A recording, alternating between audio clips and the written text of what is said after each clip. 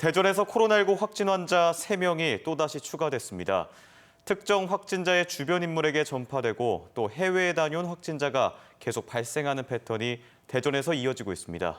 특히 대전 29번째 확진 환자는 최근까지 대전 둔산의 한 입시학원에서 수업을 들었고 30번째 확진 환자는 20일가량 일상생활을 해온 것으로 확인되면서 방역 당국과 지역사회가 바짝 긴장하고 있습니다.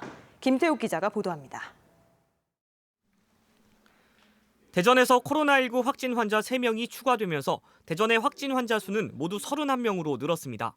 특히 27번째 확진 환자가 최초 증상 발현일인 지난 9일부터 보름 동안 대전 시내 찜질방과 음식점 등을 돌아다닌 것으로 알려진 가운데 밀접 접촉자로 분류된 고등학생 아들과 지인 관계인 50대 여성이 각각 29번째와 30번째 확진 판정을 받았습니다.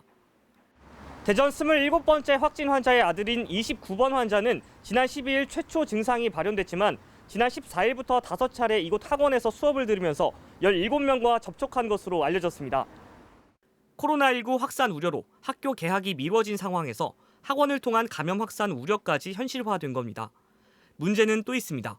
확진일 기준으로 접촉자로 알려진 25번 확진 환자가 가장 먼저 확진 판정을 받았지만 증상 발현일 기준으로 보면 30번째 환자가 가장 앞선 것으로 나타났기 때문입니다. 보험 설계사인 30번째 확진 환자가 언제 어디에서 감염됐는지 20일 넘는 기간 동안 얼마나 많은 사람과 접촉했는지 파악되지 않은 상황이라 확진 환자는 얼마든지 늘어날 수 있습니다.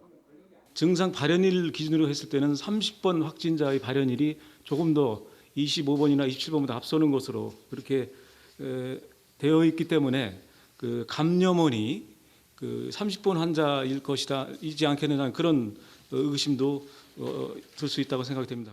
한편 대전 유성구 거주 20대 여성과 천안의 30대 남성은 각각 영국에서 귀국한 뒤 확진 판정을 받는 등 해외에서 입국한 뒤 감염되는 사례도 이어지고 있습니다.